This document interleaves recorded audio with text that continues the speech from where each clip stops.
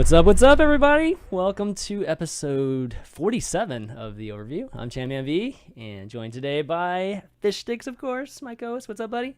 What up, what up? Just got back from the TeSPa Collegiate Series Finals yesterday. Feeling pretty good about it. Awesome. Happy to be here. Can't wait to hear about it. We'll definitely be talking about that soon. And then Flame coming back, joining us. Pretty much a regular guest host at this point. What's up, buddy? Not much. Not much. Easy week, pretty chill. Chill. All right, cool. You're talking about unloading a bunch of stuff earlier today, or at least from your house, right? You were talking about what was it? It was 1-800-JUNK or something like that. 1-800 got junk, came and took away all my carpet. I've never used that service before. Like, I didn't even. Usually contractors do it. Yeah, right. I had like underground. I don't even know if it was a legitimate contractor that did my work. So. I see. So basically, you had it done for super cheap, right? Yeah. Nice. All right, guys. Well, today we've got a little bit of news that was actually announced or hinted at or something today from Blizzard, maybe pertaining to a new hero. So we'll probably start off with that. And then, of course, Season 3 is ending today, so maybe just get a summary for you guys. And just see if we did everything we wanted to do, and then see what we have upcoming for Season 4. Then just a bunch of event news, really, or just talking about the events. Ben just mentioned TeSPa, which he casted at. Carbon Series started yesterday. Apex, of course, still going on and getting pretty much to the end of the group stages. So there's some interesting things developing there. And then eFrag was another, I think it was North American only, right? eFrag, is that right? Was it North American only? Or was it just... Maybe it was... I forget if it was just North American. I think it had European teams. Yeah, but I think it was on NA. Yeah, so another smaller, tournament / league that's going on to what happened. And then at the end, we've got a few questions. We got 3 email questions that we're going to talk about. We might actually integrate one of the emails with the Season 3 since it pertains to that. Figured we would incorporate that. But why don't we start off with that? Just Season 3 ends today, and just kind of like our week in Overwatch, what we've been doing. So actually, Justin H kind of starts us off with wanted to see, I guess, what our thoughts were on it, and did we set any Season 3 goals? Did we achieve them? And if we had any advice for climbing to Masters in Season 4. We'll start off with the first one. Did you guys achieve all the Season 3 goals you guys were wanting to achieve? Well, you're never going to be fully satisfied. Obviously you're doing something wrong if you're completely satisfied, I think. Unless you like make a miraculous climb from gold to GM or something like that, you're probably going to want to continue to climb. But I was able to hit almost 4.2k SR this season, which felt pretty good. Really, really wanted to get up to the top 500 mark, but came pretty damn close after some pretty concerted effort. And I think that's honestly like the thing I'm more excited about talking is like how I got to where I wanted to get to, versus like where I ended up getting exactly. But basically I went through this phase where I was playing every single day consistently for over 2 weeks. And before I jumped into a ranked game, I would go and warm up against bots for 10 to 15 minutes. Not a huge warm up. Like 10 to 15 minutes is pretty short, but I really credit that specific action to how I was able to climb consistently, because I've been a lot less consistent since I did hit that high water mark. I've been taking a couple days off here and there. I've traveled. I've done other things. I haven't been able to play every day, and it's been a little less consistent. But there was a stretch where I gained SR every single day for something like 16 days consecutively. Just by, I wasn't playing a ton. I was just playing like 6 or 7 games when I got home from work every day. But because I was playing so consistently every single day and warming up, it just had that really, really, really strong knock-on effect. And I jumped from, I think I started that when I started that climb, I think I was probably about like 3,700. And then after 2 weeks, I was up to 4,200. I wanted top 500, but I was pretty happy with just seeing like the concerted effort paying off. And I think that's something that everyone out there, if you're looking to climb, like consistency and warming up are really the best things I could possibly ever suggest for you. So when you're playing against the AI, I mean, when you're warming up against bots, you're just talking about creating a custom game, I guess, with a bunch of hard AIs. Actually, or not single even. play. Yeah, like what is that? No, I'm actually just playing in the practice range. Oh, really? I know a lot. Wow. Yeah, I know a lot of Okay, people cool. like making custom games with Ana bots, like headshot only or right. whatever. And that's good too. But for me, it's less like training, more warming up. But I mean, it's both. There's actually some really good YouTube tutorials out there that you can check out. God, I'm gonna look it up during the show and come back to you with the name of this one tutorial. But basically, you drill in a couple different ways. You try to track their heads perfectly as they move. Then you try flick shots. Then you just try all kinds of different ways of aiming. You do, try doing like 180s and into flicks. All these different kind of warm up techniques help so much. And honestly, like I couldn't credit anything else other than that super consistent practice to how I climbed. Yeah. You know, it'd be really cool. I'm gonna find that video right now. You know, it'd be really cool is if they added some things to the training facility that were basically those things you're talking about. Just creating little mini games. When that has there's no actual competitive aspect to it, but it'd be kind of fun. To be able to create those things. It's like a lot of games have that, particularly like Rocket. The Rocket League has that training thing, right? And a lot of the sports games have these like mini camp little drills and things. That'd be cool if Overwatch had those type of things. Oh yeah, their bot training mode could actually be way better. Yeah. But it's good enough. Like it's good enough for me. It really helps you get your hands warm, which is probably the most important thing. But also, if you do concerted practice, like practice your flicking shots, your tracking, your consistent tracking, all these different things. And guys, actually, it's Overwatch Dojo is the YouTube channel I'm talking about. Yeah. I really like some of their videos, particularly. I've shared this with a lot of my friends, and it's helped a lot of people. So Overwatch Dojo, really worth checking out. Yeah, it's a pretty popular channel at this point, but it's heavily educational, so you definitely check those guys out. Flame, how about you, man? You reach all your Season 3 goals? I don't really know that I had Season 3 goals in terms of ladder. I mean, I think I always hover. Like I never dropped below 4.1, 4.2 generally. Like I tanked, I think, one day, but my SR like teetered around 4.3, 4.4 for like the majority of the season, I guess. So, I mean, as far as consistency goes, for me, it's fine, I guess. Aside from a few like very large tilt streaks down and then back up again, but I don't know, I'm pretty content. I guess I think I finished like number 220 or something. Okay. What was the highest in top 500 that you got? I think at one point I was number 100, like earlier in the season, and then like that number obviously kept climbing up as people kept pushing themselves to go up. Right. So like as the season goes on, it gets harder and harder, I guess, or the number goes up, the average for the top 500. But yeah, I just went to like number 100 once, and then wound up like tanking all the way down to like almost masters. And then once you get down there, like you just have to like stop playing, come back, start from scratch, do it again. But yeah, like the 300 SR up and down days are the fun ones, I guess. So 200 that's the highest, right? Like your personal high?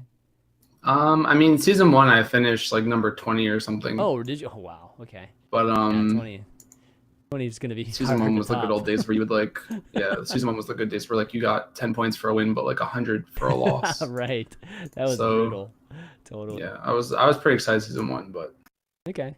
Yeah, for me season 3, like, but the only goal, and I think I've said this like on this show and as well as Overwatchers, was just trying to get up to plat with my son, just like duo queuing with him. So we were able to do that, and now we're trying to get to diamond, but we kind of ran out of time. But we were actually on our way there. So recently it's actually been one of those things. Actually, the entire season was one of those things where we're trying to figure out what we should play like together. So we were experimenting with all kinds of different things, and we've pretty much concluded that me playing Pharah and him playing Zarya and just being able to combo consistently is hugely effective at that level.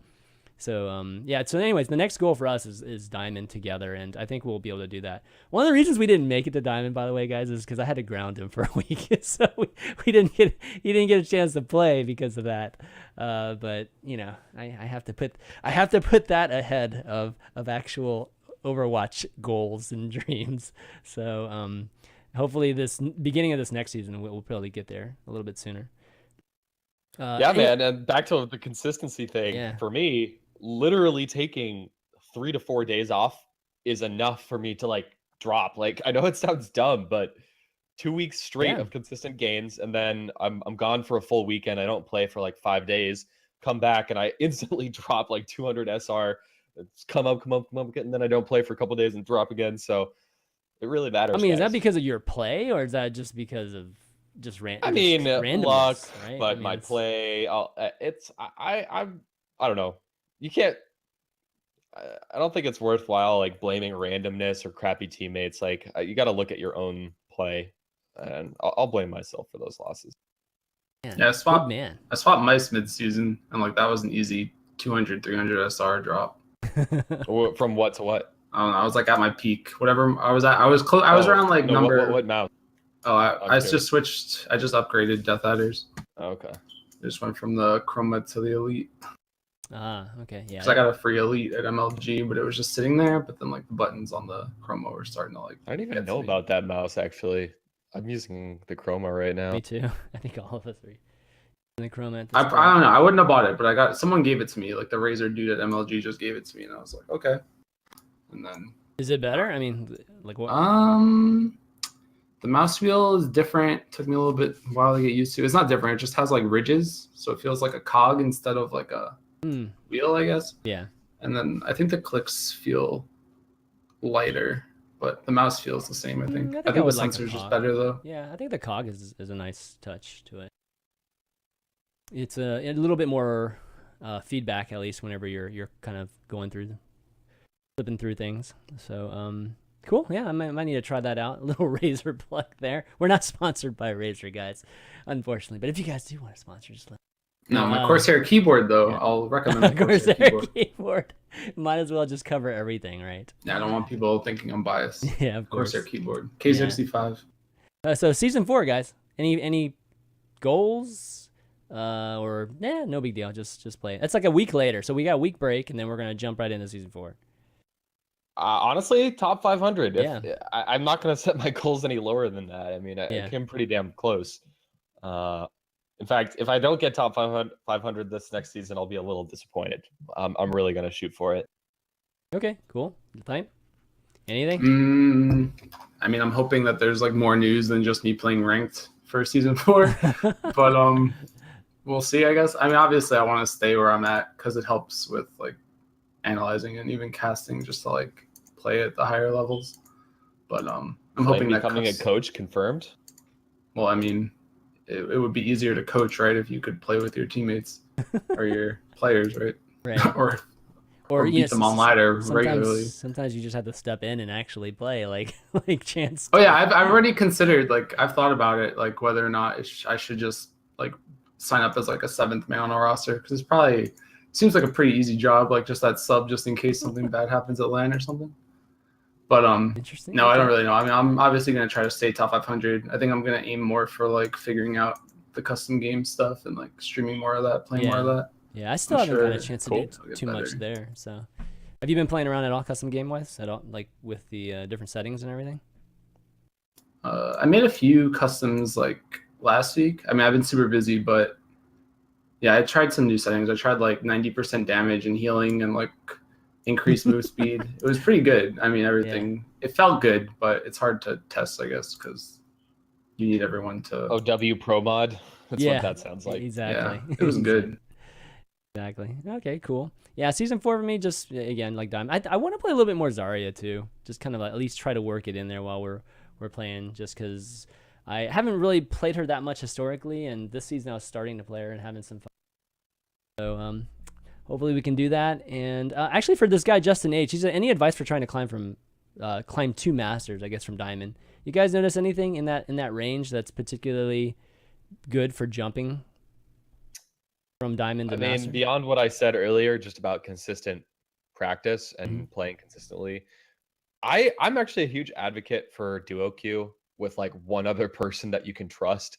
It's a lot easier to play like at that SR. I mean, I don't know. I think at that SR especially, if it's so important to find just like one other person that you can really consistently trust to do the right thing, to play smart and then coordinate with you. So I don't know. I'm an advocate. I don't know. Some other people prefer solo queue, but yeah. No, I hate solo queuing. I can tell you that right now. I hate it. So at the very least, duo for me. And and again, at least my son and I can combo that old, just the Zarya Pharah combo, which especially on 2 CP maps have been huge for us. So it's nice to do that. We tried the tank healer and all that stuff. That sucked, man. That was really painful when not having any kind of DPS effect on the game for the most part. That was really, really tough.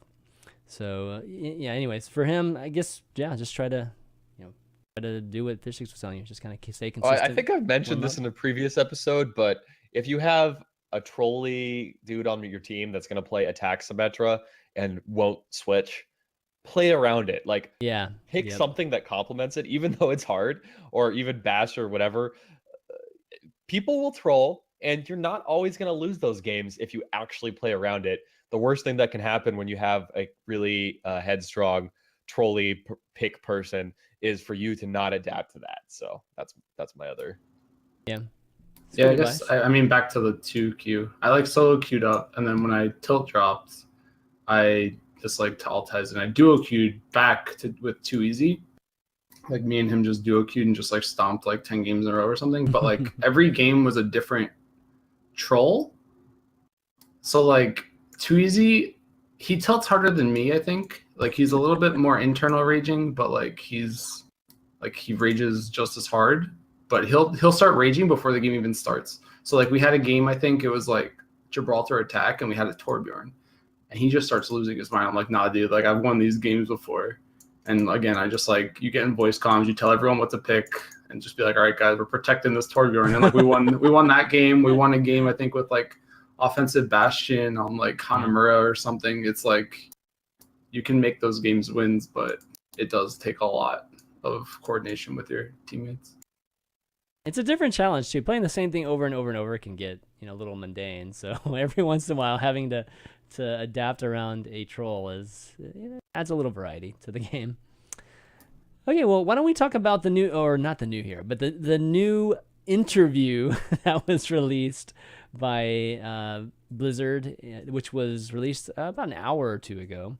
And this interview is from a completely new character, and it's like a news interview. So a spotlight on Numbani, and a new character, I think it's Efi Oladale, is a young character who is being interviewed by the newspaper and talking about just awards or prizes that she's won in the whole AI and robotics field. Given that's Numbani, it kind of makes sense, and since Numbani is kind of the whole Symmetra type of storyline, right? So there's not much here, to be honest. Look at this. I mean, this is like, I don't even know how many words, maybe like 300 words, maybe. The interview is literally like about 7-8 questions. So lots of stuff to, definitely think of conspiracies, or just try to guess what this is all about, right?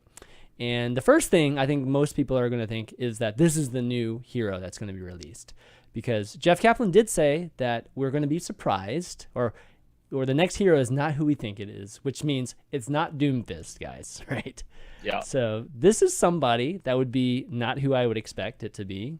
So what are your thoughts? Is this the new hero, or generally what do you get from this interview? I think there's a lot of little hints in this. Mm-hmm. First of all, okay, so she's 11 years old. Yep. You're not going to play as an 11-year-old. You're not going to be killing an 11-year-old in this game. I really doubt it. I think you're going to be killing her robot creations. Oh, that's true. I guess. Yeah. I think it's killing gonna be kids. her I guess robot. might be a little bit construed wrong. Yeah. And that's kind of what everyone's assuming here. If you read through it, obviously there's a couple lines that particularly stick out. I want to create things that make our lives better. And someday my dream is to build something that can keep us safe, like the new OR-15s. I think that would be great. So this line, I think, is probably the most telling line in this whole interview. I have a sneaking suspicion. I don't know if they've, I can't really remember if they've because they've done a lot of like news articles and interviews throughout the game's launch and before the game even launched, as they were revealing characters and maps and things like that. I can't remember if they've strictly done things in chronological order, but I have this like sneaking suspicion that Effie is like the creator of Omnix or something like that. Because what's an OR-15S? Like, we don't know an OR-15S. True. And she talks about robots, but never says Omnic, never says the word Omnic here. So like, I have this like, oh, so you think it's hidden theory that like this is before. I don't know. I could be completely wrong about this. At least one thing is clear, is that she's gonna either be riding a robot, or you're gonna be playing as her robots, or something like that. I think that's like undeniable from this. Or maybe a pet or something like that. Yeah, there's gonna be robots involved in some way. What about you, Flame? You think you agree with Fishstix here, or you actually think that she's the hero? No, she's definitely not the hero. I will bet wrestling rights with Jeff Wrestling rights. She's not you the can hero. do that? I think so. Wow, I wish I had the ownership of that. I'm trying to schedule a Wrestle with Jeff Prepare for Death BlizzCon 2017 event, but I don't know if that's ever gonna happen. But I don't think so. Again, because she's too young to be killed in a T for Teen video game. True. I can see that. I guess I'm more of a visual kind of person. She seems like she's got headphones on, and she's got like the Lucio-esque hair. And Numbani has like that Lucio concert poster. She's making a tank. So I'm assuming they're just gonna release a tank Omnic. Like, if I was gonna bet on the hero, I'd say Soundquake will be next. And she's gonna be like the Soundquake creator.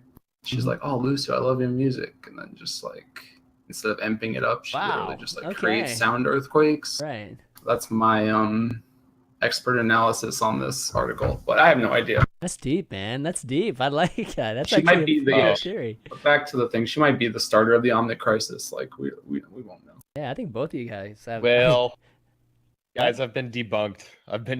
Already. Michael Chu, who's one of the lead writers, or the lead writer for the Overwatch story, actually addressed this exact question already on Twitter this morning. About an hour and a half ago, I said that date is just a real word published date, and this interview takes place in the present day of the OW timeline. So debunked, but yeah, I mean, OR-15s already exist. Just to debunk even further. Oh, what are so like you would expect the OR-15? I mean, I don't know what it is, but it already exists, you know. So it's probably like Omnic's probably already. Maybe it's called the Omnic Rights 15s, and like it's like a different. I don't know. But putting Laura aside, like what do you think is the most needed new character in this game, Flame? Like what's I think lacking? It's going to be the Bastion Slayer soon, right? People joke, but PTR is going to be Bastion heaven for a little while, so maybe it'll be an anti-Bastion. Well, I mean, role-wise, then what is that? What is an anti-Bastion? Is it a Berserker? Okay. Damage resistance, melee centric, or whatever. I don't know. I'm just making stuff like a tank, up, basically. Yeah, like a tank. Yeah. More tanks, you know. Mm-hmm. I think so. Another tank or healer. Like I want it to be either support or tank. Yeah, she says keep us safe. So like I envision like a shield or something, but I don't think we need another healer right now, do we? No. I just want another healer that has movement abilities. I'm just like, if I don't, that's all. If it's not maybe they'll synergize really well with Bastion, but like make him more vulnerable at the same time. It's either anti Omnic or anti-robot, or it's it's going to enhance robots, right? I would think it'd enhance robots, if anything. So I don't know if it's going to get bonus to Bastion, but I don't know. Maybe it'll take El Presidente to a different level. She's going to make Metavacs for Overwatch. So you just pick up the Siege Bastion and drop it somewhere else. Oh my god.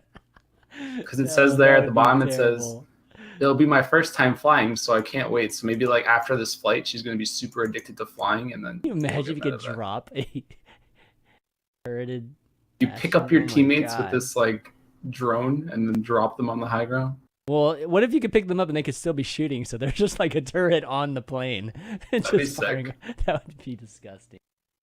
But yeah, I mean, anyways, we're just going nuts at this point. I definitely I'm glad that we're getting closer to a new hero being, possibly announced and in the game. And there's no other reason why this would come out. I mean, can we just all agree that this has to do with the new hero, right? Like otherwise, this is 100%. this is just completely worthless, to be honest. Okay, Sombra came out right after BlizzCon. Yep, like December So or late November. been almost 3 months, and Ana came out about 3 months before that, right? So we're due for another character within the next month or 2 months. Yeah. Okay. I mean, I'm excited. I'd say it's probably gonna be sooner than later because I don't think that they're gonna pull the same Sombra 3-year waiting period that they did. I have You this. know what I mean? I have this weird feeling that there will be some kind of pet-related abilities. Like sending little tiny robots like off of the guy. Like one of his abilities will be to create these little tiny robots that do something. I think the engine already supports stuff like that because I remember there was like a video of this game in like alpha. Mhm. I don't remember which hero it was, but like one of their abilities was like literally like summoning this like weird. It was like if the I don't know what the word. It would be like if May's what's it called? The Blizzard, whatever it's Snowball, right? It's Oh called yeah, the Snowball. little guy. When she yeah. threw it out, like if she threw it out and it turned into like a blade of death that just like shot bullets in circles. So like I think that there's more Okay. programming that you could do around that. And if you consider Junkrat's tire, imagine if you could like control a flying drone as a support. I don't know. There's a lot of weird stuff you could do. Oh, that'd obviously. be amazing if you could picture and picture. I don't know if you guys played it Evolve, and but there's a stuff. hero like that. I think it's called Bucket. Oh yeah. Okay. One of his abilities was like he turns into a drone that you can fly around. All right. Well, anyways, I think it's pretty exciting, and hopefully we'll hear a little bit more in the coming days or the coming week. But until then, I'm sure there's just going to be a lot of theories being thrown out there, especially on Reddit. So we'll just have to see what happens there. Okay. Well, let's move on. Let's talk about the events that happened this week. It's been most of what's been going on. It's been a pretty quiet week news-wise, at least. So, Ben, why don't you start us off with TeSPa, given that you casted it and you just came back from there? Yeah, so was down in San Diego at UC San Diego for the TeSPa Collegiate Series $100,000 finals. And it was top 4 teams that played through, I think there were 230 plus colleges participating in this event. So it was actually quite large. Like over 1,000 players participated in this thing overall, and pretty decent prize pool as well. So it's not necessarily like pro level, but probably like a hair below. Like really, so we saw a lot of very talented players and a lot of really, really nice team play for these teams. And it was just a really short top 4 teams: UC Berkeley, University of Toronto, Rutgers, and University of Texas Austin participating in this. And yeah, Austin. The birthplace of TeSPa actually is Austin. So it was a single day. It was just 3 best of 5s, 2 semifinals and a grand finals. But it's the first time I've casted a live event since Atlantic Showdown back in late August, whenever that was. So it felt super good to be out there. I got a chance to cast with Jamerson, who I actually casted Agents Rising with, which was like literally the first LAN tournament like the week after the game came out. So that was really awesome. I really like casting with Jamerson. And then also the guys who had been doing the TeSPa stuff, the qualifiers up to this point, were also there. So it was Piscatori and Simus. And yeah, it was tons of fun, man. It's pretty amazing. I've been in esports for 7-8+ years now, and this is going to sound like hyperbole, but I don't know if I've ever seen an event run so smoothly. There was not a single tech issue. There was not a single messed up throw from the casters. Like, we literally didn't have any issues at all. There were no drops, there were no sound issues. Like literally everything worked fantastically, and we had absolutely minimal downtime. Like a game would end and like a match would end, and we would be set up and interviewing the teams like for the next match within 3 to 4 minutes, and then like the next game would start like 3 to 4 minutes after that. So the event just ran like butter. Unfortunately, all 3 games were pretty one-sided. It was 0-3, 3-1, 0-3. So the day went by really fast. It was supposed to go like an hour or 2 more than it did. But overall, that doesn't mean the games were not entertaining. Like we actually had some pretty entertaining games in there. And UC Berkeley, my hometown where I'm born and raised, Berkeley, ended up winning the whole damn thing. So that was pretty cool to see for me. And actually, if you look at that Berkeley squad, a couple of those players showed enough skill to me that, you know, they should definitely be considered for some of the, you know, semi-pro and pro teams. Aligned was playing for UC Berkeley, who played for Citizen 7 at the NGE Overwatch Winter Premiere. So he's already played on a pro, semi-pro team. But Style, who is mainly playing Pharah for them, actually was amazing. Like his Pharah was super, super sick. And one of the big reasons why they played so well and dominated that tournament, their Ana play was great. Zarya play was great. Their main tank, Slurpee Thief, whose whole family, by the way, was at the event to support him. Slurpees too. Yeah, Slurpee funny. Thief played incredibly well too. So it was super fun, and I just like, I don't know, man. I just really enjoy casting. It felt really good to cast another live event, and the audience was sick too. Like they were oohing and eyeing at every big play, every big ultimate showdown. Like every time like a Pharaohs were hitting mid airs, this audience absolutely 100% like understood the game at a fairly high level and was reacting, which made it even more fun. That was also one of my highlights. Yeah, it was. I was able to catch a little bit of it. I probably caught like. I mean, I expected it to go longer. It's kind of like what you were saying. It ended so quickly because of the match. You know, the series were like very one-sided.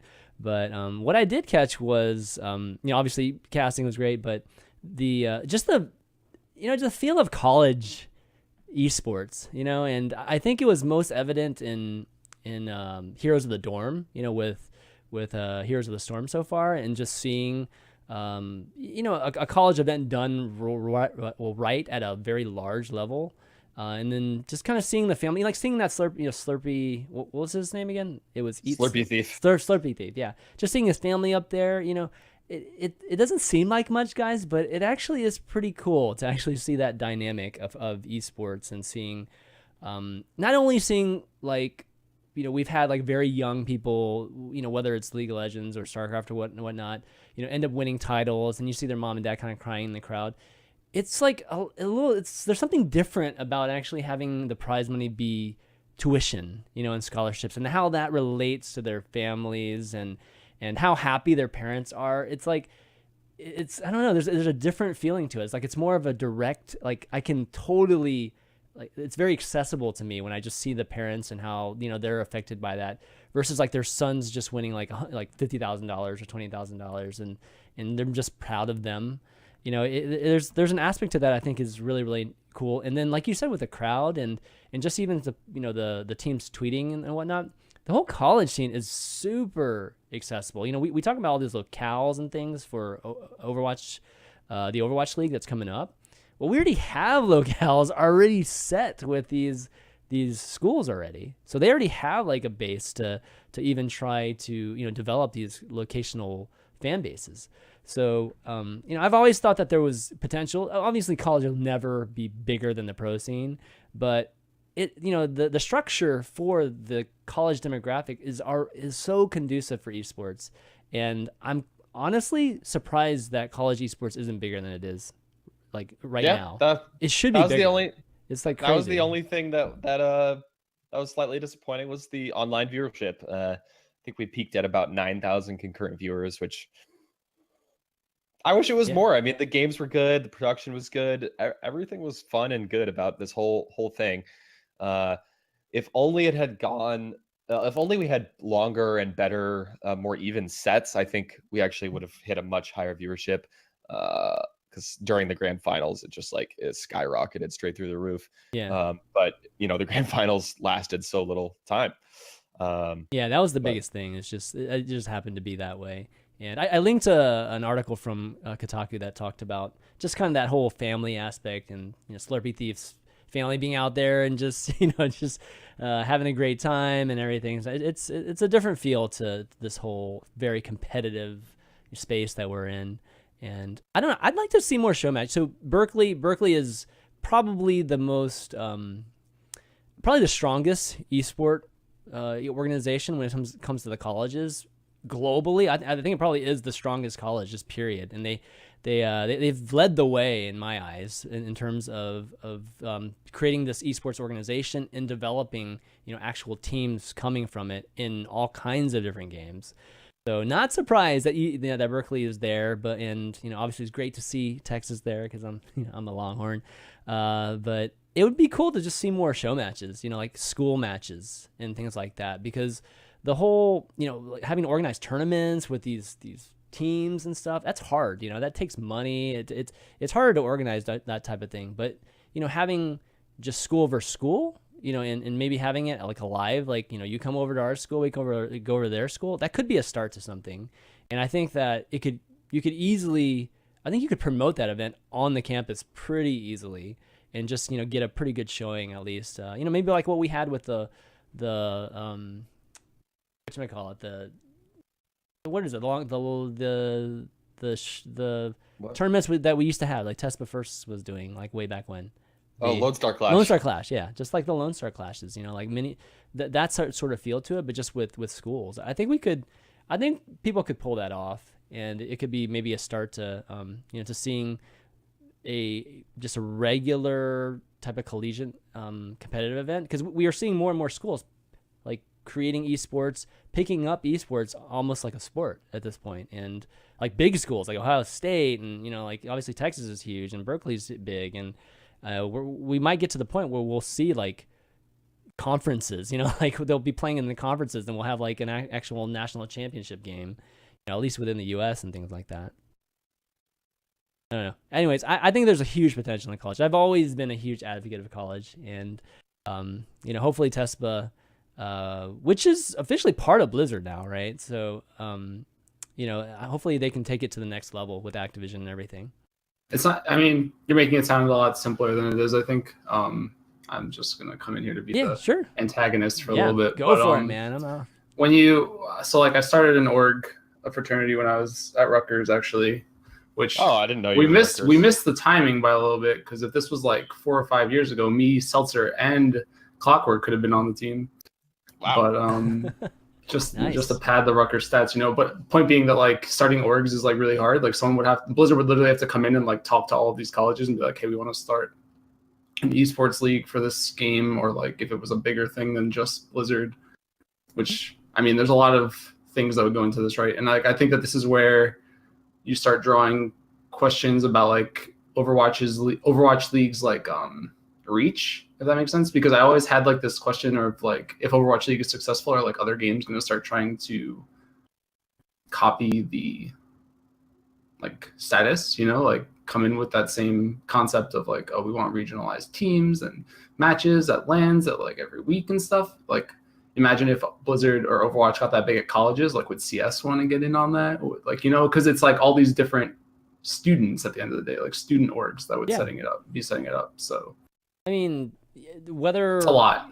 Well, so I know what you're getting at there. And in terms of like setting up, are you talking about organizations at the schools, or are you just talking about just general? I'm just talking about like getting the school boards on board with like hosting events. Like if I'm at Rutgers, will they let us use the basketball stadium for a LAN? Right. Stuff like that. There's a lot of weird planning things that go into stuff like that. Well, first off, I don't think we would need to use the basketball stadiums like to begin with. So maybe we're talking about like maybe an amphitheater or smaller venue on the campus to begin with. But it's already moving there. Like these schools are starting to recognize esports as a competitive sport, or whether it's actually classified the same as a sport.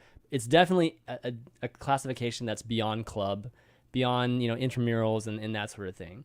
So it's already going that direction. And TeSPa, historically with the brother, just the Rosen brothers and Chris, Chris Kelly. I mean, that's what TeSPa was. TeSPa was all about trying to go and educate the different schools on how to create the same organization they created at Texas, and even to the extent of making, having events or producing events themselves and whatnot. Of course, nobody was able to actually make that happen like they did on Texas, unfortunately. But, definitely going and opening chapters at the different schools, they were able to do that. So this isn't something that's, I think, that difficult. No, it's definitely not a stretch. It's definitely possible. It's just like someone's going to have to grind a lot of work. Yeah, and it just takes a few big schools.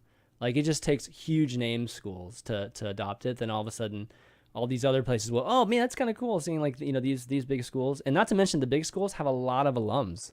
So if you just get like all the alums and the current student fan bases behind that and creating crowds and stuff at these things, then, we've got 25 million people playing Overwatch. Surely, we've got like hundreds of people at huge colleges or alumni of these huge colleges that would go and support their team, at an Overwatch event. I totally see Definitely. that happening. Yeah. Yeah, I honestly think if TeSPa does another one, it's going to be way bigger. Like, there were a lot of really memorable moments that got exposure on Reddit and things like that. So yeah, I think we'll be good. Okay, well, let's move on to the Carbon series, which it started yesterday, and started with a couple matches. So it was Immortals versus Complexity, and then Renegades versus Luminosity. And spoiler alert, if you guys haven't watched it, Immortals beat Complexity 3-0, which actually wasn't a surprise given that Complexity is going through these roster changes, with Hardblue leaving and them trying out a couple guys or just different people in different roles too. So I don't know, you guys catch this match? Anything stand out to you guys? I got a chance to tune in, but I don't know. Didn't watch in incredible detail. But yeah, I mean, they're trying two new players out. Yeah. So I guess JKW also sitting the bench this time. I don't know if that's like a permanent thing or not. But yeah, it's always going to be difficult when you're playing with not just one, but two new players. Yeah. Especially in the tank roles, it's rough.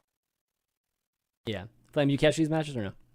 Yeah. Of course. I know. But back to I guess they have like these new two players. It's Zhao and KO. I mean, they're spelled the same, but they look different. They're pronounced different, apparently. Right. They looked good.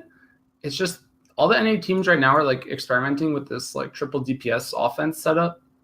And like, it's one of those, like, it either works quick or it loses late. It's like you either win the first fight in Snowball or you get pounded.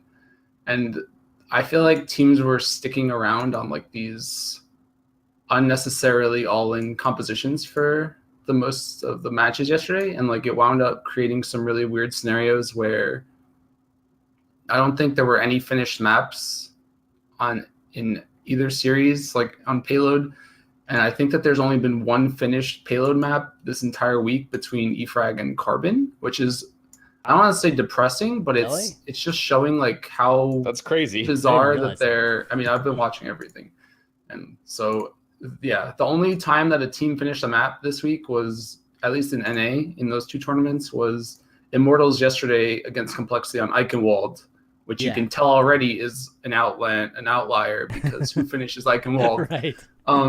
True. But back to that, JKW's been out for a while now. They had Winghaven. And then for NGE LAN, Winghaven's now playing with Too Easy on Bench Boys. Hardblue is off the roster. I don't know what his plans are. I don't know if he has plans or if he's just saying like, okay, I'm not playing with you guys anymore. We'll see what happens. But Complexity didn't look bad. They definitely had moments of greatness. It was a 3-0, but it definitely didn't need to be a 3-0. I know Nomi hit like a crazy shatter on Eichenwald that opened up the map for them. They looked really good on Oasis too. It was closer than the series I mean, there were a bunch of really big plays individually that like turned it, but that was more or less the story of all the NA Overwatch this week, was like really big plays because teams aren't running very team fighty ult combos anymore. Like teams are just not running Zarya anymore. So you're seeing teams not run Reinhardt sometimes anymore. So they're just kind of relying on deathmatch. So like it really requires somebody to turn up. Yeah, and this type of meta or this this type of kind of compositions, I mean that's generally not the highest level of Overwatch, right? Like I mean this kind of deathmatchy that's definitely that's not the kind of Overwatch we see, especially in Korea, right? I mean, dive comps are popular everywhere right now. They are. Dive comp is popular. Is but it's just like it's weird. I mean, I've had this argument with a bunch of people, and I'm sure someone's gonna flame me for even speaking up against them again. But like, if you don't run Zarya and stuff, like if you don't run Reinhardt, and you don't run Zaryas, you don't run like Anna's, even teams are running like Zen.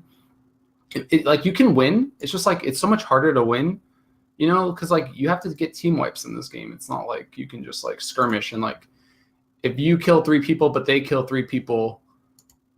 Like, is the cart moving? And if the cart's not moving, it doesn't matter how many kills you get, you know? So like that's kind of the greatness of the Reinhardt and the Anna and the Zarya is like the Graviton will get you a team wipe, the nano boosted Genjis will get you a team wipe, and like the Earth Shatters will get you a team wipe. And like when you start taking those out of the equation, it like reduces the amount of team wipes you get, which like in turn reduces the amount of times you cap, arguably, unless like we're saying someone has like a crazy deathmatchy fight. But it's very okay. Some teams will argue that it's more skill based because you need to like go for really synchronized dives. But yeah, that's true. And it's harder to execute for sure, and I don't know that it's better. Well, I think in some ways, outside of just just how much the cams move and stuff like that, in some ways it's more fun and impressive to watch it. Like whenever you do have just people making just huge plays by themselves, and as a caster, as just anybody that's that's just talking about the game, and you can say, wow, that was like superstar moment type of thing, right? And you can have more of that versus comboing ults all the time and things like that, where it does obviously have a lot of skill on both sides of it, but it's not like an individual performance that all of a sudden is just crazy, or it's harder to just label it that way. So I think a lot of it is cool to watch that way. It's just I don't know. I mean, we definitely are seeing more dives, but I still feel like it's more organized dive, when I'm watching some of these Korean matches than it is, with some of the matches I saw, with Carbon, and even just one or two I saw with eFrag too. But anyways, like, so Immortal, that was 3-0 over Complexity. How about Renegades over a 3-1 over Luminosity? Man, Luminosity just keeps struggling. They can't seem to dig themselves out of this rut. Renegades obviously very talented team. Mm-hmm. Recently picked up by that sponsor just like less than a month ago, but Luminosity, like at a certain point, I feel like they got to switch something up. I feel bad for them, man. They just haven't had any success in months, it feels like. What do you think, Flame? I think they're. I mean, it's NA Overwatch, man. Like at the end of the day, that's like the statement of the week. Like, Selfless lost a cow open this weekend, and then won eFrag, completely destroying Renegades. Yes, they did. So like, and then you have like LG. LG has like such great, talented individuals. Like all of them are arguably like top tier players in their own right, and like they have such crazy hero pools that like any of them can switch to anything. But I think that's their weakness, honestly, is that they like keep switching, or like they don't seem like they always have the biggest game plan. They just like kind of, oh, I'm going to play McCree because we need McCree, but then suddenly like their Zarya will be on Pharah, or then their Genji's on 76 now, and then like they all kind of just swap. But they should have done better yesterday. But again, like when you're running triple DPS, you don't really leave yourself a lot of room for victory. And like I could explain why. It's just like you run triple DPS, right? And like the enemy team maybe has like a Zarya or a Torbjorn or a Symmetra or something. And then you're kind of just like banking on winning the first fight. So then like you lose the first fight, the enemy team, the defending team now generally has like ult advantage in some form. And then even if you're getting crazy deathmatchy fights, you're still fighting into ults with like better positioning. And then if you don't switch fast enough, you wind up just like continually bashing your head against the wall. And I don't understand sometimes what happens. Like LG versus Renegades yesterday, I think it was Mangachu ran like a defensive Pharah on King's Row. And LG just kept running like the same Tracer, Genji, Winston, Zenyatta thing, I think, for like 3 minutes or something. And it wasn't until overtime, like when the point is literally at that overtime tick, where someone on LG was like, oh, maybe we should go McCree or 76. But like Mangachu was literally on fire the entire time, but like nobody ever went a hero to deal with him. And like stuff like that is like, why is that like a problem? Like why is that why you're losing? So I don't know what's going on in the LG like comms, but someone needs to grab them all by the horns and coach.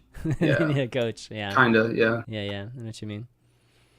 All right. Well, let's see. The match schedule is something they announced recently too, so I can just show it. Let me just show it real quick out.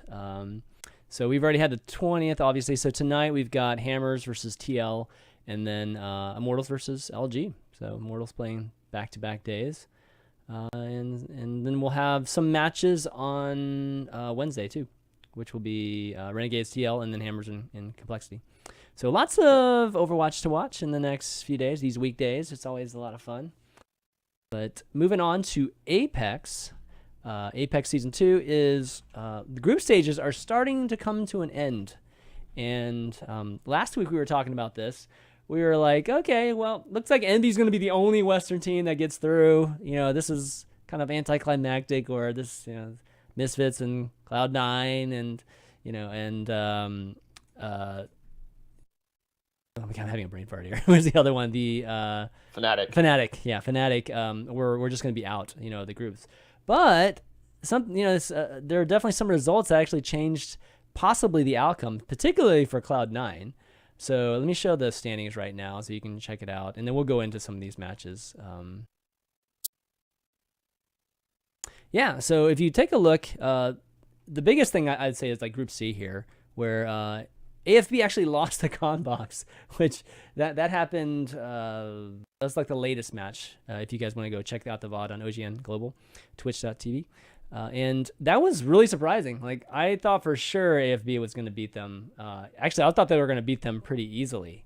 And it ended up being a very highly contested match with Conbox actually winning, which actually put Cloud9 in a very good position to move out of that group. I think they only need one game, right? They just need 1 point to actually get out of there. So even if they lose, as long as they get 1 point, I believe they have the tiebreaker on AFB, and they'll be able to make it out. So yeah, general thoughts on how it's looking for actually, and Fnatic too. Fnatic, I think on paper has a chance too. So you know, obviously if they win, and even if they just outscore Runaway, they have a chance. Actually, they're playing each other, so whoever wins there actually goes through. So yeah, both of those teams actually has a shot. Any thoughts on what's going on here and just what's developing? It's getting intense. I mean, it's do or die now. It's really the last possible moment for these Western teams. Yeah. I think it would be a really cool if you come up with 8 teams. You got 4 Korean, 4 Western. Like that would be a really cool storyline going into the finals bracket. So little bit biased here, not gonna lie, but well, Misfits really ain't gonna cool make to see it. that. I'm definitely rooting for our Western buddies. Actually, Misfits has a chance too. I forgot about that. Misfits actually on paper has who have they shot. Not played yet? So I mean, they have a chance, but they have to play Lunatic High, so it's gonna be pretty rough. Okay, but if they beat Lunatic High 3-0, if they beat them 3-0, ooh, okay, that's yeah. No, all right. So yeah, if they beat Misfits needs a 3-1. 3-1? Yeah, 3-1 would tie them to force a tiebreaker. Yeah. So like that's what they're playing for. That's completely doable, I think. Lunatic High is good, but I mean, Misfits is good. I think Misfits had a really rough start though. They kind of got boned, I would say, as far as like the beginning of the games went, because they went the first day, I think they had matches. Yeah. And that was like right after that was like their first matches together. It was like 2 days after they traveled, and it was on the tank patch. Right. So them losing to, I believe it was Luxury Watch that first week, or yeah, it had to have been Luxury Watch that first week, was I think a little bit less telling than now, obviously like 3 or 4 weeks later.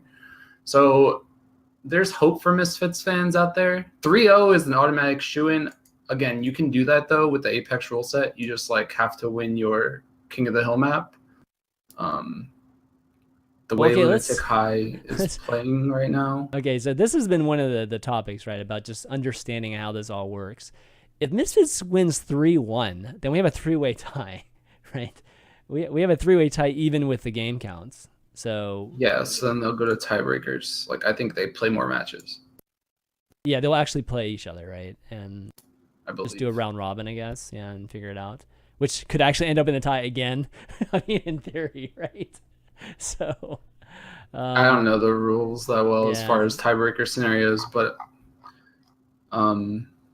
yeah, the one thing I don't like about this scenario is the way that the like points system works. Like if they win 3-2, it's not enough. That seems kind of weird to me, but again, it puts a lot of emphasis on those early maps. Like they're gonna need to win whatever the opening King of the Hill map is, and then 2 CP is definitely winnable for them. And then Lunatic High is probably going to bring them to Kings Row or Gibraltar, or both if it gets that late. So pressure's on for Misfits. Yeah. Cloud9 got gifted. Yeah, totally got gifted. So let's talk about Cloud9. So obviously they win, they're in. If they lose, then they have to lose. What are we talking If they about? lose, they're in, I think, or something. No, they have to at least win 2 games to get in. You're right. They have to win once. So it's tough too, and especially against... Well, they have KDU. That's the problem. Wait, yeah. Is this upgrade? Is this updated? I think so. I'm looking at Wiki or Team Liquid. Yeah, I thought it was at the end though. Pretty good, usually. Yeah, it's probably. Yeah, I think it's. This was probably the end of like that second round for them, I guess, or the third round. So yeah, it looks like they have to. They either have to win or they have to lose 3-2 to actually get into a tiebreaker with AFB, and yeah, so we're looking at a lot of potential ties here, which is exciting for a lot of folks. You know, it's kind of what you want to see, right? Just a really close matches, or at least in the group stages. This is pretty much what you would want. It's like just last matches actually being for getting, you know, just being able to move on, basically elimination matches. So that happens. When are these matches happen? Is that today or? No, it's usually. Is it next week? It's probably Friday. Okay. I think Friday is Lunatic High and NV's group, and then I'm assuming next Friday or next Tuesday. Next Tuesday, right? Okay. C9. Yeah, so my bad too. I was thinking that there were 4 games for each team, but there's only 3. Yeah, there's only 3 games. Yeah. So C9, I mean, Combox was never supposed to be AF Blue. Yeah, that was really surprising. But the interesting thing here is that like AF Blue could have beaten Kungdu and Sia. Mm-hmm. So it makes like the whole bracket seem a little bit closer. I think C9 has a good shot to even just win, which is obviously great for them. But yeah, this gives them a lot more breathing room in terms of their condition to get out.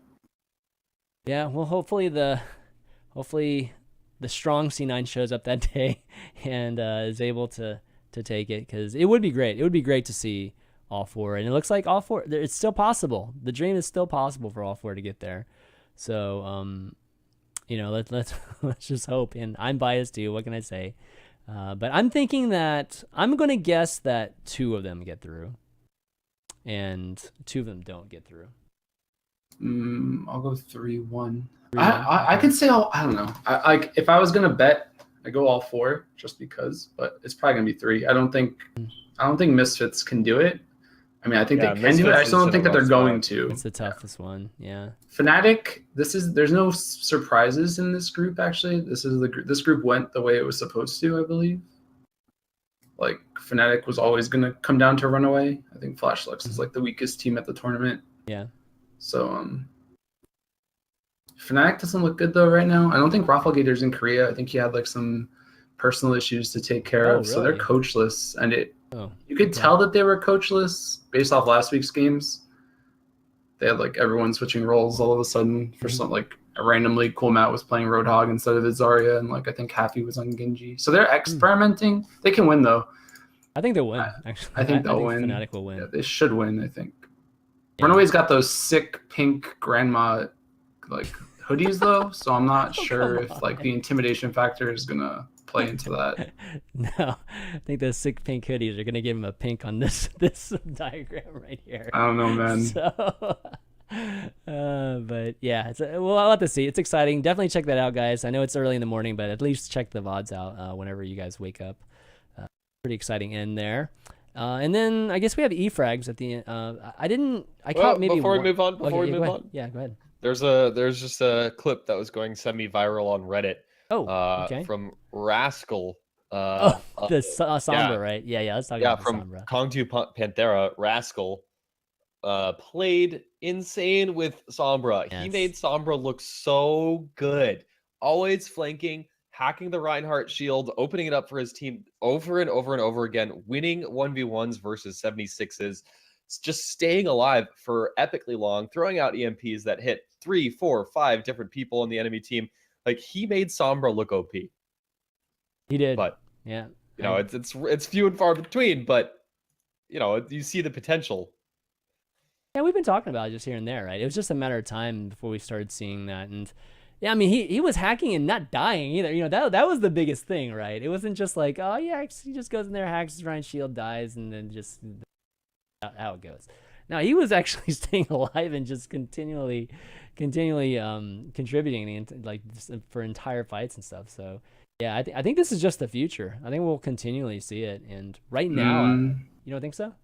I mean, I view it as like Kongju Panthera playing with their food, like that Lion King scene with like Scar, and he's like sitting there like dangling the dead rat in front of his face. Yeah, that's kind of Kongju Panthera playing with Flash looks.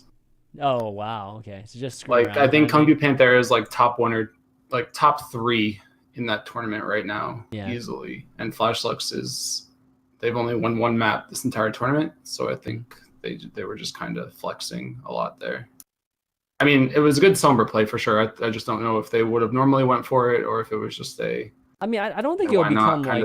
I don't think it'll become like the regular meta or standard, but it's something that they can break out like for a meta. Yeah, for sure. Something. I mean, it's impressive. Watching that kind of play is just like, wow. Okay, there's a lot of potential for this. All right, so why don't we move on? We got some questions, actually. That's going to be it for the events. And we've actually got some email questions to kind of round out the show. Thanks to all you folks for sending in these questions. But also, I want to give a shout out to all the folks that are listening on iTunes. For those of you that watch it every week, they probably don't even know that we have a lot of folks that listen to this podcast on iTunes as well as Google Podcast, and we also have it available on SoundCloud too. But a big shout out to the folks that have left us 5-star reviews and very nice comments.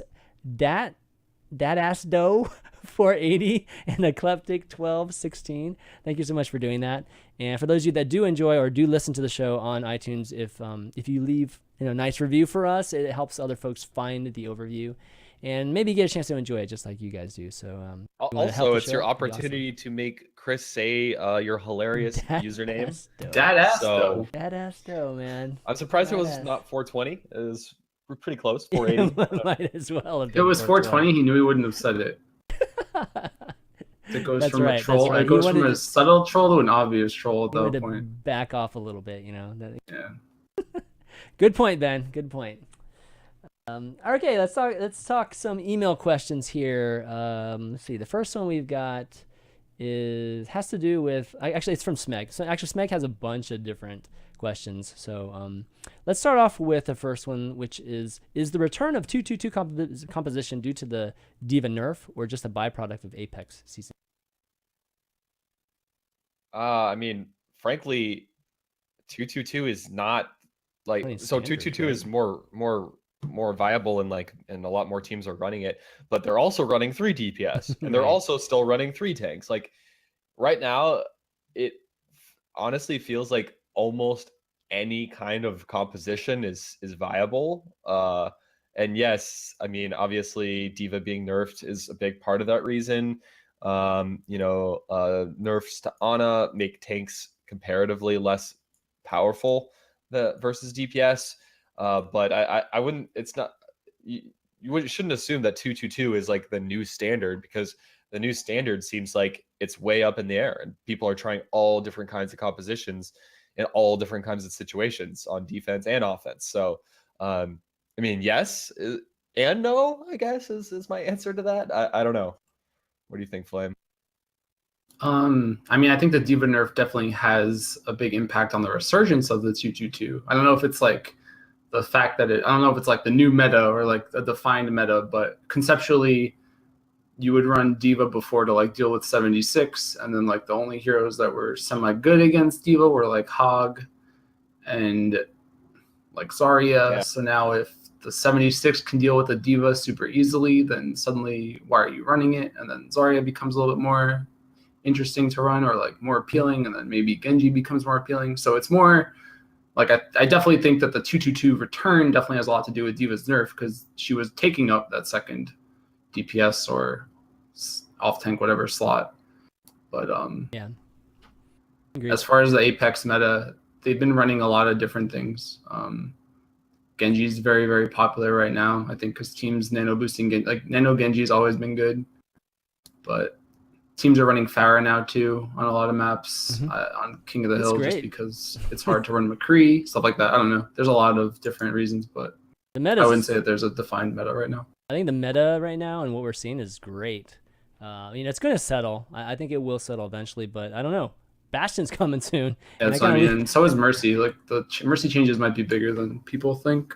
Okay, that's true too. He had another question that had to do with actually the Rascal Sombra and Apex and the Bastion changes coming. Do you see these two heroes being picked a lot more and becoming a foundation of the new meta?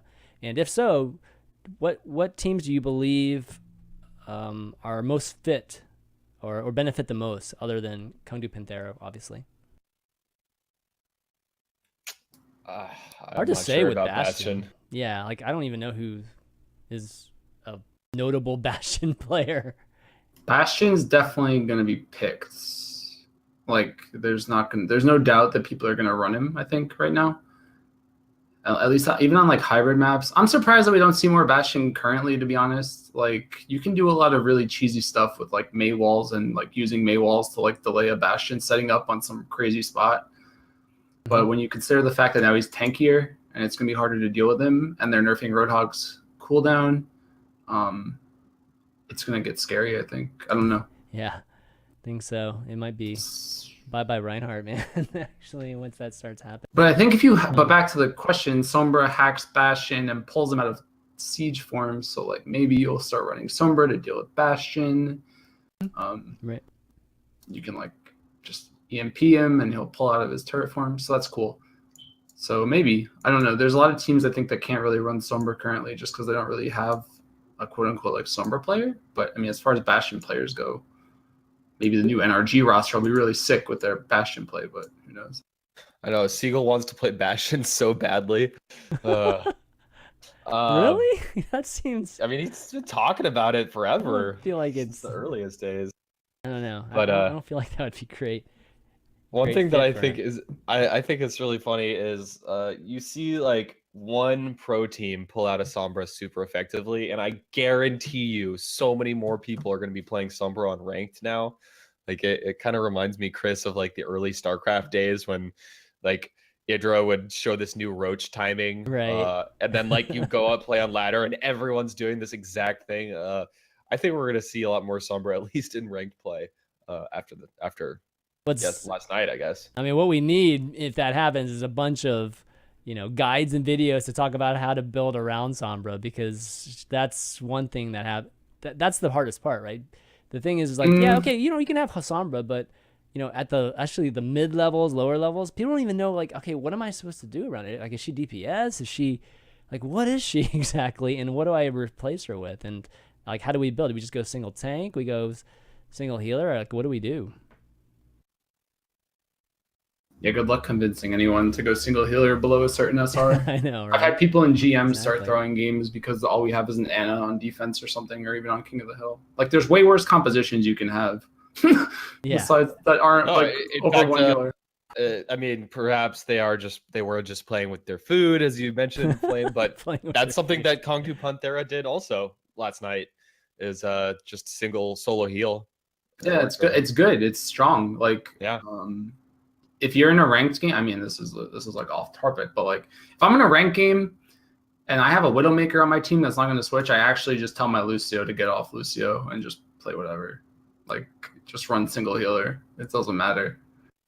Nice. And just like overload with DPS and just hope that that works. Because if you're relying on a Widowmaker to do damage and she's not doing damage, you might as well have someone else doing the damage. Right. And like, does Widow really need that much heals? No. You're not healing. But single healer is people. definitely real. Yeah. There's no reason to heal dead people, right? But then there's people in like below, I don't know how low, but I know that there's a lot of people who will argue with you that like you need like Ana, Lucio, Symmetra. Like Ana Symmetra is just not good enough or something, and that's like completely false. But depending on who you talk to, like they want the triple support. That's an easy way to lose a game. Triple support. Wow. I fight against that every time. So if anyone ever says that, I'm like, oh God, how are you at this rank right now? Okay, let's see. Let's see, maybe one more from Smeg since this is the first time he's written. Which one? Well, I'll let one of you guys pick. Ben. Anyone looking interesting here? We already kind of talked about Sombra. We've talked about ultimates in general on like a dozen different shows. I guess, I don't know. Does Sombra's ultimate charge too fast? I don't know. I mean, yes. Yeah. I don't know. There's no like, it's a pretty straightforward answer is yes. Yeah, I think she does too. And one thing that I noticed too, or this was different, was like I was doing custom games and I like, again, I nerfed healing to like 90% or something. It doesn't really affect Sombra much because the health pack still gave the same amount. Oh yeah. But conceptually, I think that there's a problem when like a hero is like destined to get the first ult, like from a design standpoint. But it makes the risk a little bit lower, which is why I'm surprised that these teams running triple DPS stuff aren't running like with a Sombra. You might as well at that point. I agree. I'm surprised. Just like EMP and then use your quad DPS stuff to get kills, but I don't know. I think we're at the precipice of seeing like everybody, like the EMP on display, and just like everybody feeling how powerful it is, and getting to a point where they have to, they reevaluate or they have to nerf just the speed of her ult.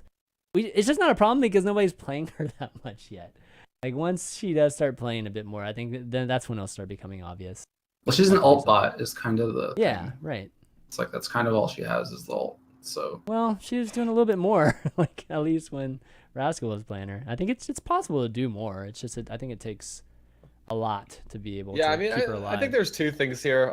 One is a topic that's kind of recurring across a lot of our shows is that Sombra's ult, there's really not any way to counterplay against it. I mean, you can go invisible and throw your TP and TP right over the enemy team, and there's absolutely no way to stop that. Like it's actually impossible. Like unless you have predictive spam around corners that like decloaks her or something, there's no way to really stop Sombra's EMP, which support Hanzo.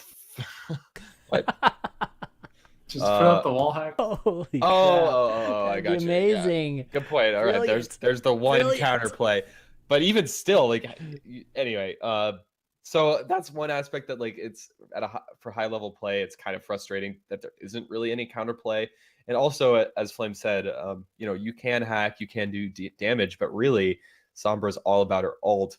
So would the character be more fun and dynamic and unique if maybe her other abilities were slightly better and her ultimate was not so important, or maybe you didn't get it so fast? Like, yeah, I can definitely buy that argument. Well, I guess the question with Sombra is, outside of Reinhardt's shield, how bad is her hack really on each character? Like, I mean, is it super powerful? I mean, she just dies a lot of times. No, she's really good. It's all positioning game. Like I had a conversation with like Taimu the other day or like last week about dive comp and stuff, and like there was a video, or I don't know which match it was, but I saw a Sombra like hacking people on Anubis Point 1 from like the upper ledges. Yeah, I remember we talked about this. And like you can like, I mean, a hacked Tracer, useless. A hacked Winston, useless. A hacked Genji is useless. Wait, how is hacking Tracer useless? No, I mean they're useless. They're useless. The hero becomes useless. Okay. Yeah. So like she's very good, but like you have to play her in like this weird like you can't see me, like you want the Tracer to be going for your Ana, then hacker, or like you have to initiate first. Yeah, you have to be the initiator basically. Yeah, or you have to like sneak up out of the shadows and like wait for them. Yeah. But she's really good. It's just it's hard, I think, to effectively use her, and I think she's probably the hero that relies most on communication. So pub Sombras generally have a bad rep because if you're not using your mic, like, oh, I EMP'd all 6 of them, but like no one's there to follow up, or your team didn't expect it, or your Reinhardt was I don't know. It's particularly tough because she's almost like solo mission majority of the game, and then she gets her ult, and then she has to like coordinate with everybody. Otherwise, she's just sniping, trying to snipe or peel people one by one. So it's a pretty hard to actually find somebody that's able to do that and will communicate, at least at the lower levels. So I don't know. Hopefully, people will learn how to play Sombra and it'll become a widely known and accepted thing. But I still see that as being very long, painful, educational ride, and whenever you have people starting to play her more, because I still don't see her played at all, at least in our levels. And like you said, I think Sombra is probably one of the most, she and kind of like Hanzo, kind of like the Widows before, are like the most rage-inducing picks that your teammates can have. And it's just like, God, why are you picking Sombra? You better be good. And most of the time, it's she's not very good. So, all right. So we got another question here. Actually, the last question, and we almost never take questions from console folks, or like we never not take questions. We never get questions from any console folks. So Daniel W is an actual top 500 PS4 support main, and he says, I'm in a team scrimming, or I guess he scrims a lot with his team a bit, and console version has a really huge problem with balancing pharmacy. Most of the time we have the same or very similar top ranked meta as PC, but since the Pharah buffs, you play 6-mans against 6-mans with top Pharah, and your team doesn't have a Pharah player to match theirs, you will lose. No one ever discusses this problem. Maybe no one cares about the top meta on console, but for me and my team, it's a really huge issue, and I don't know why that has never been brought up. And if you're 6-manning in a high Masters points gain and loss is so weird and random. And then whenever we want to, man, this is a long sentence. Whenever we want a 6-man on ladder, we have to run our Smurfs. Otherwise, we lose ranks with 60%. We lose rank with 60% win percentage. So, but anyways, I think the gist of it is that I think Pharah is a big problem on consoles. At least the power of Pharah, and I'm guessing it's because it's harder to aim with Soldier, or at least at the same the efficiency as it is on PC. How do you guys interpret this? I don't know if that's so. The question goes on: is it just Two questions, really? Yeah, I don't even think he cares about the Pharah Mercy so much. Okay, yeah. Is it just a console problem, or is no one on PC 6-manning in higher ranks? We don't have almost any tournaments. But I think it should be addressed by Blizzard. What do you think? Nobody's 6-mans, man. So like there's two. It's a two-parter, right? It's like, is Pharah Mercy overpowered on console? I have no idea. I don't have the data. I would imagine it's probably good, right? Because hitting McCree shots and 76 shots is probably really hard on controllers. I don't know if there's like aim assist. That's what I would guess too. Yeah. But if Mercy's healing at the same rate and Pharah's doing the same damage, and it's harder to just click on her with a controller, then that makes sense. Yeah. Nobody's 6-mans in NA because that's suicide. That's how you lose friendships. That's how you kill friendships. What? Oh man. Nobody ranks 6-man in anything above like Masters. I don't think. It's very rare that you run into a GM 6-stack. Point being, because if you lose, which is definitely doable, unless you're like, I remember in season 1, C9 used to like 6-stack ladder, and it was the most obnoxious thing in the world. But if you lose a game like that, you like used to tank an entire level. I don't even know what it's like now. You probably lose like 50 points. So the gains become like 5 points for a win, 50 points for a loss. Should it be like that? I don't know. Shouldn't be like that. Probably, I guess. I mean, you should. If you're playing a 6-stack and you're losing to like solo queuers, then I think it's fair that you lose more. But 6-stack is rough. Guess, yeah. I don't even know how you solve this problem, because people really, when ranked first came out, it was like one of the hot button issues was, hey, I'm playing solo and I'm keep getting matched against 6-stacks or 5-stacks, whatever, and it's not fair. So basically, the internal MMR adjusts your team MMR up if you have larger groups within it, because it assumes your teamwork is going to be better. So either you play against another 6-stack, or more likely a lot of the time, you actually end up playing against just teams with higher skill rating, higher internal MMR, or, SR. So in a way, if you don't have really good teamwork with that 6-stack or the 5 or 4-stack or whatever, you're basically playing against like better players. And to boot, you lose more SR when you lose, and you gain less SR when you win. So almost nobody at a high rank that I know, at least, 6-stacks ever. In fact, almost nobody does even 3-stacks. Like usually it's duo queue. Sometimes you see 3-stacks, but it's like above 3-stack is so rare right now. In the Masters GM range, like I basically never see it. I mean, this brings up the whole team queuing thing, like, because I think it's really like the system. I understand why the system's that way. It makes sense. It's logical. Like teamwork should normally just increase the skill level, or just throw off the MMR a little bit in favor of you. So I kind of get that, but at the same time, like all these things that we're talking about really discourage grouping, and especially discourage any kind of social aspect, whether it's competitive or not. I don't really care that it's like the ladder or it's quick play.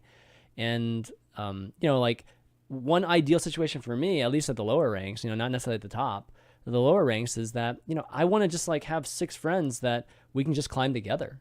Like we lose, then we know it's because we did something wrong, and we just learn from it, and we can actually track our progression, instead of like, okay, well, we had a thrower there, so we just got to take that loss, and we just got to grind. It's like more of a grind, right? So but anyways, I think it's tough. Like I don't want them to promote just duo queuing, solo queuing. That would suck. Like I think that there should be some kind of grouping aspect to it, and it might have to be that group ladder, or that team ladder that we were talking about that other games have.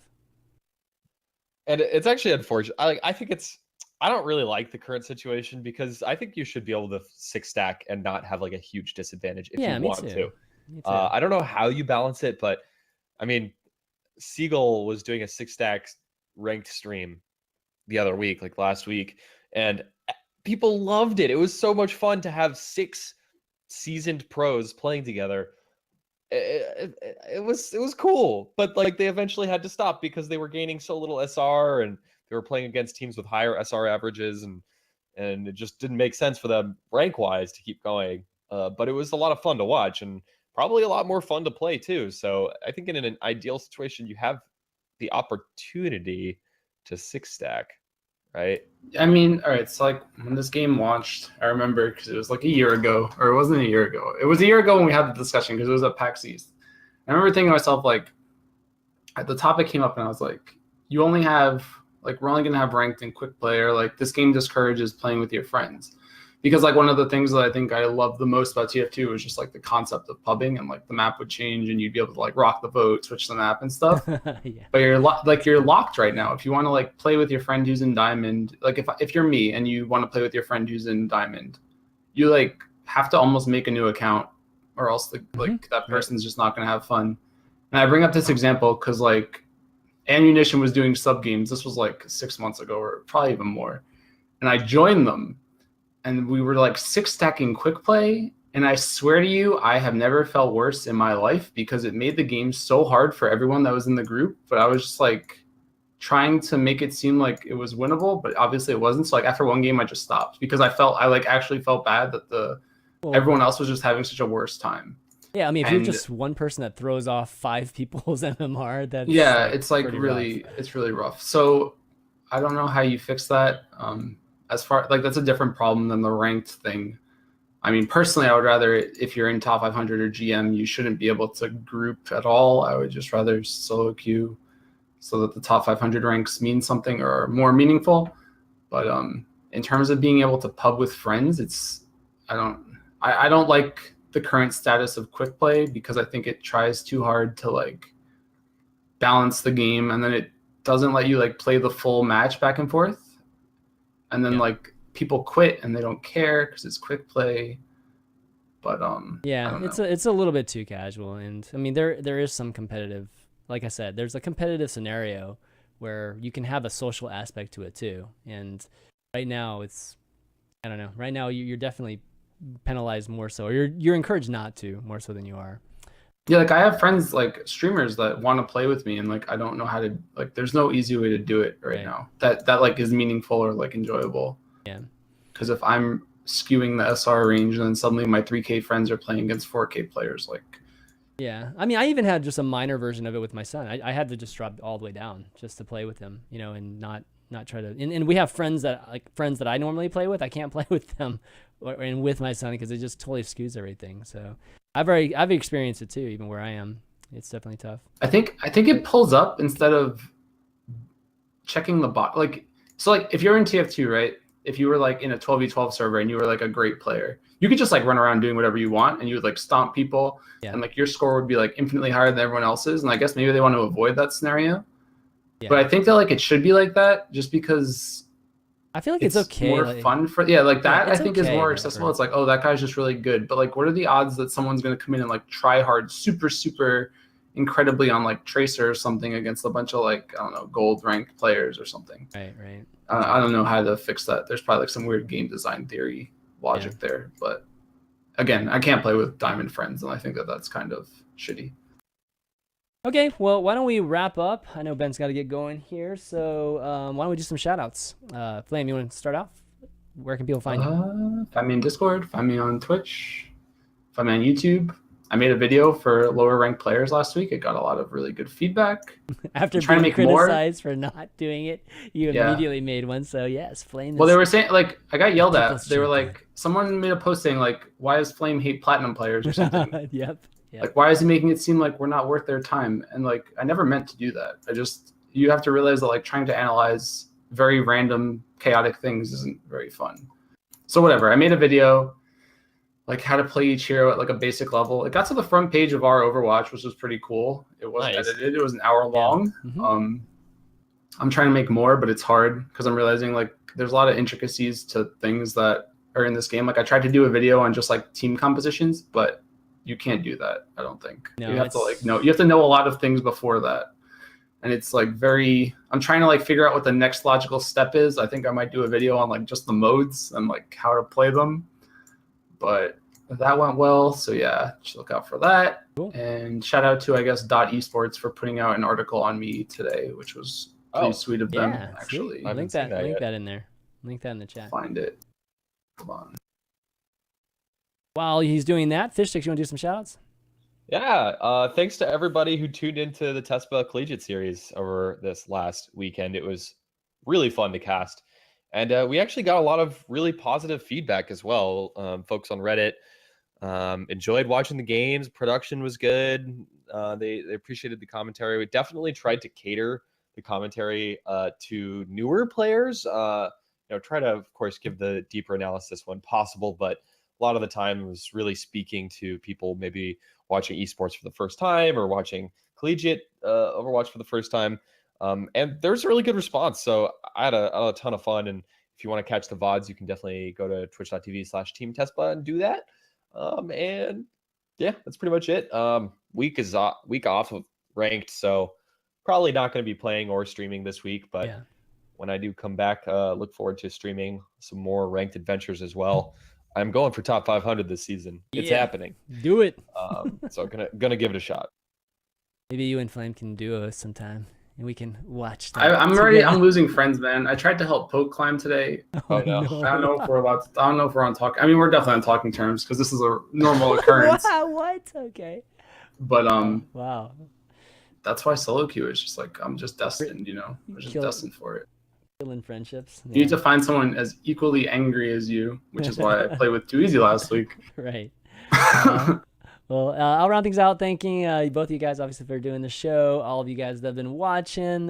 Follow the show's Twitter at the OverView GG. I don't promote that enough, so you got definitely follow that because if you just want to know only about the overview and not everything else that I tweet on mine, then that's going to be the best place to do it. You can find the VODs for it on youtube.com/ChanManV. We're doing another Streamer Showdown this Friday, Overwatch edition. So be on the lookout for that. That will probably be on Stir's channel, but it's going to be Rachel hosting, Stir, Kefri, and Poke, actually.